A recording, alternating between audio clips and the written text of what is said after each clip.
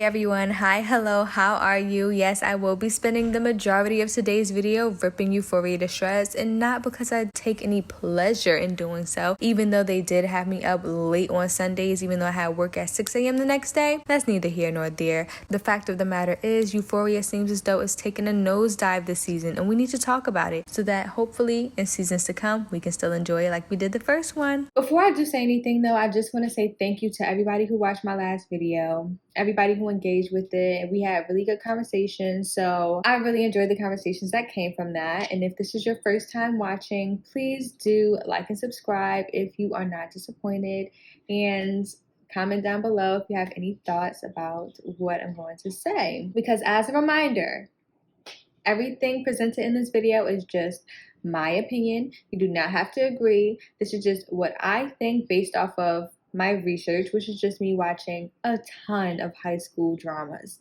So buckle in. Oh, and by the way, because I know a lot of y'all are gonna have a lot to say, they're gonna be like, I know this is not the same girl who was shoving Euphoria down our throats for the past few weeks, and I know we discussed this in my You video. In case you haven't watched, I shamelessly consume media that I find to be against my own better judgment. Regardless, I'm not making this video to say we should hate the show, because at the end of the day, we are here for drama. And on that, honey, the show will deliver. I'm making this video because Euphoria is taking the stories that make the show important and drowning them out with the typical Gossip Girl bullshit. So without further ado, let's get right into it. This storyline is, without a doubt, the most interesting, the most followed, the most talked about storyline of the entire season. The only story that followed us all the way to the last episode was the nasty love triangle. And if we're being honest, they fucked that up from the very first episode. There is no way I could have predicted Cassie getting her cheeks clapped at a party by her best friend's boyfriend on the first episode. Am I surprised at her actions? Absolutely not. She's an insecure, lovelorn teenager who just went through an abortion alone. I'm just shocked that it happened when it happened. Their reasoning for having Nate and Cassie get together was so that the characters could explore their definitions of love, particularly Nate. Why are we letting him explore anything? I don't fucking know. And I don't see how that can happen when they fell in love in less than a month and both of them previously hated one another. Hold up, but y'all, is there something on my teeth? Let me know if it's something on my sleeve. What makes this love triangle more confusing is how quickly Maddie seems to get over it. She spends like one episode plotting revenge, and the very next episode she's watching them strut down the hallway cracking jokes about it. How is she so blasé about this after having Nate hold a gun to her head and not even being able to confide in the person she trusted most? Also, how did the most anticipated fight of the season end up being a game of duck, duck, goose?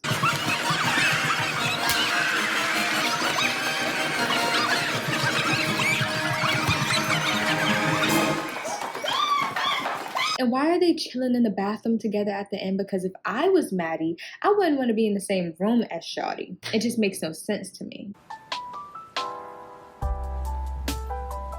What's more sad about the whole thing is that we have a whole other love triangle forming in a realistic way with Elliot, Rue, and Jules.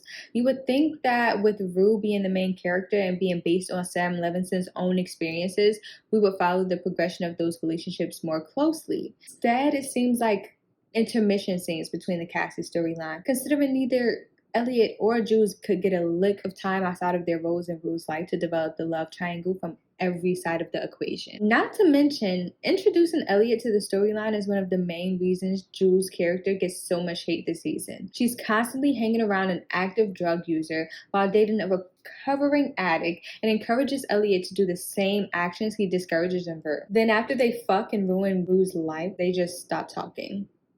Okay, so my question to the writers, Sam Levinson, because he's the only writer on the show, was Elliot's only purpose to ruin Jules' relationship? Because they managed to do that all on their own last season. Oh, and while we're on the topic of characters that just don't need to be on the show, this bitch just needs to go. I also find it funny that they wanted to keep teasing at the fact that Nate wishes he was with Jules by cutting in scenes of her instead of Cassie, but never once exploring that outside of that very brief car scene, which I gotta say, I was literally throwing up in my mouth while watching it.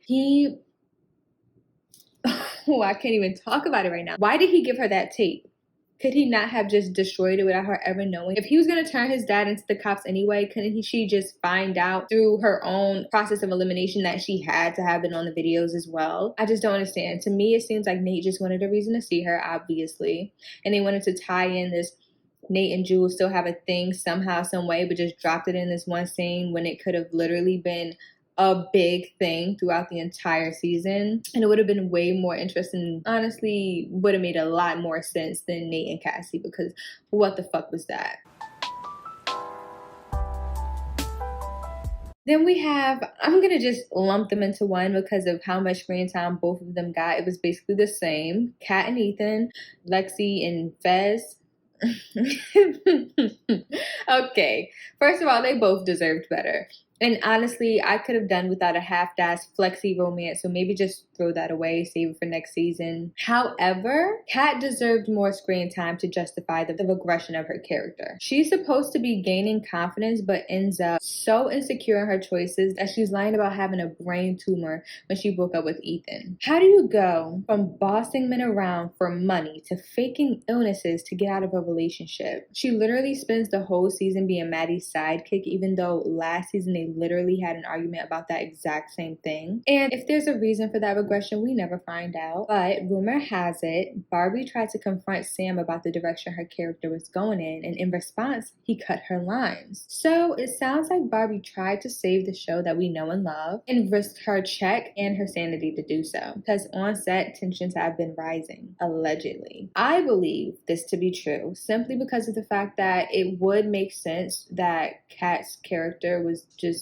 pushed to the side like that, because when it comes to Jules, we never really got that much into her brain ever, not even in season 1. But Kat had an entire storyline that would have been so easy to continue, but apparently he wanted Kat's character to have an eating disorder, and as the only plus size woman on the cast, she felt like she shouldn't have to be the one who displays an eating disorder or have the unhealthy relationship with food, because newsflash, a lot of people in a lot of different bodies have eating disorders, and it would have been so cliche to do it. Like, I'm 100% team Barbie, okay? Okay, guys, so Barbie has come out and spoke about these rumors, and she said, quote, "Sometimes things take on a life of their own and they're not rooted in the truth, but it's okay because I know it's just out of passion and out of curiosity and all that good stuff, and I signed up for it," end quote. Now, we want to believe that Barbie had no issues with her storyline in the show and that we're all making things up. However, another notable character who wasn't in the season at all besides the first episode was Algie Smith, the guy who plays McKay. He came out and he said that he was confused about his storyline and lack of screen time, and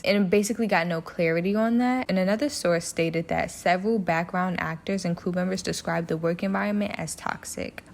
So this leads me to believe that there is some truth to the statements that people have been saying about the Barbie and Sam situation. Maybe it didn't get to the point where she was walking off the set, but maybe he did cut a few scenes, or maybe she was upset with the storyline and we ended up with what we ended up with.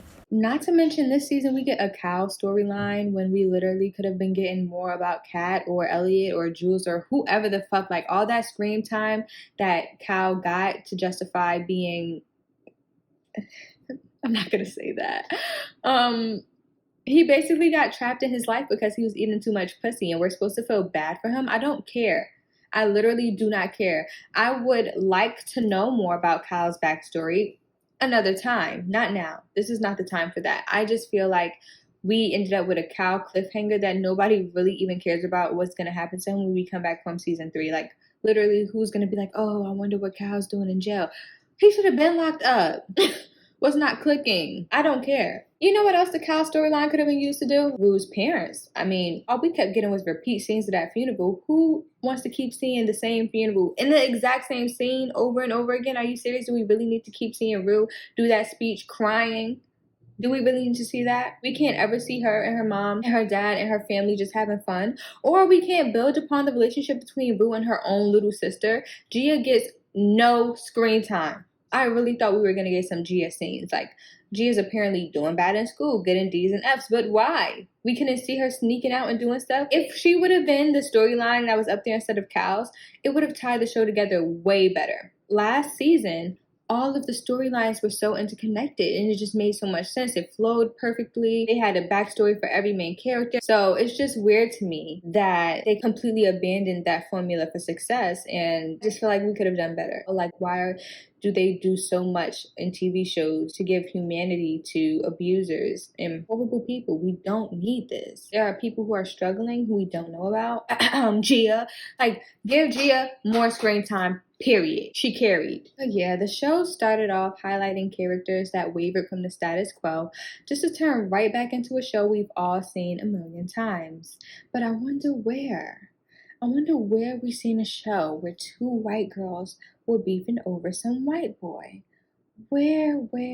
Not to mention the show's main character is real, and her storyline takes a backseat in everyone's mind when you bring up Maddie and Cassie. It's made even more obvious by the fact that her drama with Lori never really got a resolution, and I swore up and down a scene involving Lori was going to be the cliffhanger of the season. The amount of money she owes Lori is a big fucking deal, and I honestly don't even understand why include this scary bitch if you're not going to make a big deal about it. That could have easily been the drama of the season, but instead we got this played out cheerleader football player narrative, and whatever even happened to that, because none of them were in practice all season. Not to say that I don't think that the NASA storyline is important, because Cassie and Maddie's dynamic embodies a lot of women's feelings and problems as a young adult, but it's pretty clear that the focus of the show has shifted from portraying deep stories to simply being dramatic with hints of deep conversations underlying the drama. I'll be honest, I think, and this is the part where people are going to beat me up over it, Euphoria is getting Gossip Girl. Yeah. Like, you know how Gossip Girl started as a critique of the filthy rich, and by the end of the show, we were all rooting for the attempted rapist Chuck Bass and his psychopathic girlfriend Blair Waldorf? But, like, let's substitute Chuck Bass for Nate and Blair Waldorf for Cassie. Like, by the end of Euphoria, are we going to, like, be wearing bracelets with Cassie's name on it? Because Euphoria started off giving us everything the girls weren't, then made every character we loved for being unique become some of the most hated characters of the season. But then again, if I'm giving anybody any credit, Kat has always been pretty insufferable. Like, let's be honest, last season, all that self-sabotage she was doing with Ethan, it was just too damn much, and now all of a sudden she doesn't want him. Like, come on, she's always been a messy girl, but we always still liked her because we understood her, and she was never like a bad person. You know what I'm saying? They just abandoned that and just turned her into this weirdo who just hated everything about herself for no obvious reason. We could have talked about it. We could have talked about it. She literally said, "I hate myself." Why, sweetie? Why didn't you scroll past the video, baby? Are you going through a hard time? I think that the characters are getting Jennied. You know how Jenny had beef with the producers or whatever behind the scenes, and then she ended up getting written as the worst person on the cast and then eventually casted off? I think they're getting Jennied, especially Barbie. Meanwhile, we have people making Kyle fan cams on TikTok and praising him for pissing on the floor. You was trying too hard. I'm not here living though. I'm not here living though. And yes, I did eat it up like a seafood boil, and do I regret it? No, just do better. There's still time to do better. Sam and Barbie need to make up, and Zendaya needs to use her EP credit to exert some power over the storyline. And Sam needs to open his writing room. Yeah, get some more people on this. Don't think that I forgot that this show really shouldn't take place in high school. Like, what kind of high school is this? Why don't we ever see any of the teachers or a dress code? Like, at least in 13 Reasons Why, we had this random guy. Like, isn't there a drama teacher who usually overlooks plays? Why was Lexi allowed to produce this play all on her own? Where did she get this budget for this revolving stage and all these props and costumes? And why was she allowed to do that locker room scene? Where were the teachers when everyone ran up onto the stage? Where were the people to break up the fight? So we don't need to see their private parts. They're in high school. And it was just like so much worse than last season. It's obvious that it's not needed, because not once have we seen Zendaya's titties. And we could have. I mean, we should have. Why aren't we seeing Zendaya's titties? Show us some titties, Z. But yeah, every other character having to come out their blouse just doesn't make sense. Either way, like, these are supposed to be high school kids. Maybe we shouldn't have so much, you know, in it. It shouldn't be that risque. I personally feel like they should have just cast Zendaya in Grand Army, because that's a show that wouldn't have failed us with this realistic high school drama, friendships, and trouble. Like, why the fuck would you cancel Grand Army before Joey got the chance to beat this bitch's ass? Now that I think about it, she's basically Cassie. No? Did any of you guys watch Grand Army? Like, let me know in the comments if you think that Grand Army did a better job than Euphoria. Like, you know, telling the privileged high school jock story, because we think Nate is bad. Wait until you see these three guys. Toxic masculinity. If you didn't watch the show, I wouldn't recommend going to watch it now, because you're literally going to cry and die when you find out that they're not renewing it, because there's just so much unfinished business. But if you did, comment below, tell me what you think, okay? And also, like, maybe we could, like, start a petition, get the show back up and running. I mean, I think that basically sums up my problems with the show. I really liked how Rue's character was portrayed and how they portrayed her addiction. I think it was really humanizing. I just wish that it was more of a focus in the show instead of the nasty situation. As far as the editing, I really love Euphoria's editing. Some of it was really confusing, especially during the play scene where they just kept cutting from the old timeline to the new timeline, and a lot of it didn't make any sense, especially in the end where Rue came to her house to say, I really like to play, but then that was in the play. Why did that confused me? That confused me, yes. I watched a video about someone else's opinion, and they did a much deeper dive into the show than I cared to do for my video, because I don't have a lot of space on my phone. And I don't want to do super long videos because my audience is not here for that. They're here for the quickies. So this is a quickie, and if you want a deeper dive into the show with some opinions that I really do agree with, you could click this girl's page. I'm going to link a couple of videos down below that did a really good job at summing up more of the nuanced perspectives of why I think the show really was a miss overall, but it's still entertaining. It's just really dramatic. It didn't do what we signed up to watch it do. It didn't deliver to the audience what it did in season 1, and I feel like we need to tell them that, because we don't want more of this. We don't want y'all to keep going down the same road. Okay, so good night, everyone. After spending 10 hours talking to make this video, I'm going to bid you adieu, and please don't forget to like and subscribe for more content, new videos every month, and also comment down below your opinions. Let me know. Thank you.